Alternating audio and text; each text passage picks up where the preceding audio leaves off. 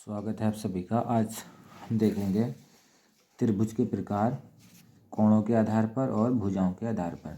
दोनों प्रकार के आधार पर आज हम सीखेंगे त्रिभुज कितने प्रकार के होते हैं। तो देखते हैं इसकी एक्सरसाइज। तो यह है अभ्यास इसकी। निम्नलिखित चित्रों में न्यून कोण, समकोण तथा अधिकोण त्रिभुज पहचानिए। तो चित्रों को देखना है। चित्रों को हम देखकर पहचानेंगे कि इसमें से कौन सा न्यून कोण है, कौन सा अधिक कोण है और कौन सा समकोण है। तो न्यून कोण त्रिभुज वो होता है जिसमें त्रिभुज का कोई भी कोण 90 डिग्री नहीं होता है या 90 अंश नहीं होता है। सब तीनों कोण 90 अंश से कम होते हैं, वो न्यून कोण कहलाता है।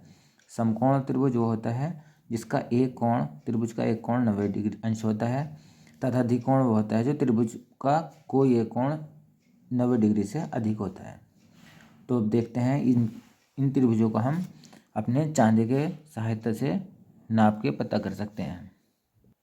तो यह है हमारे पास चांदे को हम यहाँ रखेंगे इसके लाइन पर, यहाँ लाइन पर रखेंगे।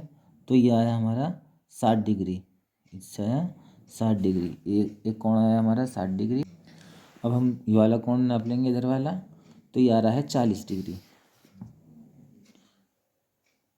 40 डिग्री। और अब ये भी नाप लेंगे यहाँ रख के।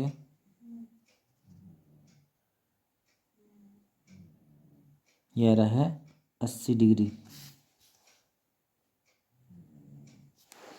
तो त्रिभुज के तीनों कोणों का योग होता है 180। तो 60 और 40 100 और 80 180। और ये तीनों ही कोण जो हैं 90 डिग्री से कम है। तो ये जब तीनों कोण 90 डिग्री से कम है, 90 अंश से कम है, तो ये कौन सा कोण हुआ? ये हुआ न्यून कोण। और हमारी जो इस किताब की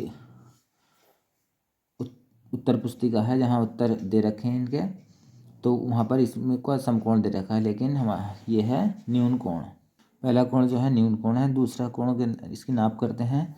ये सीधा सीधा पता चल रहा है हमें देखने से कि ये 90 डिग्री है, तो इसको नापने की ज़रूरत नहीं है। ये 90 डिग्री हो गई, ये 45 हो गया और ये भी 45 हो गया। तो ये हुआ हमारे पास समकोण। पहला कोण हुआ न्यून कोण, दूसरा हुआ समकोण। अब तीसरा देखते हैं। ये तीसरे कोण में जो एक माप दे रखी है, ये आ रही है 70 डिग्री। दूसरा कोण भी नाप लेते हैं इसका। एक 70 आया, दूसरा भी 70 आया, दूसरा भी 70 आ रहा है। त्रिभुज के तीनों कोण जो होते हैं 180 डिग्री के होते हैं। तो 70 ये हुआ, 70 ये हुआ, 70 70 140, 140 तो ये बचा 40 डिग्री। तो ये भी तीनों कोण जो हैं 90 से कम है, तो ये हो गए न्यून कोण। चौथे नंबर पर देखते हैं। चौथे नंबर के सवाल का इसके देखते हैं। ये आ रहा है 60 डिग्री। एक कोण आ रहा है 60 और इधर वाला नाप लेते हैं हम। ये भी आ रहा है 60, ये भी 60, ये भी 60। तो कोण हमारे पास हो गए। त्रिभुज के तीनों कोणों का योग जो होता है 180 होता है। 60 और 60 120, और 120 में 60 और जोड़ देंगे तो 180। तो ये हो गया 60 ही हो गया, 60 ही हुआ। टोटल ये हो गया 80। तो ये भी जो है न्यून कोण हुआ, क्योंकि तीनों कोण जो है 90 से कम है।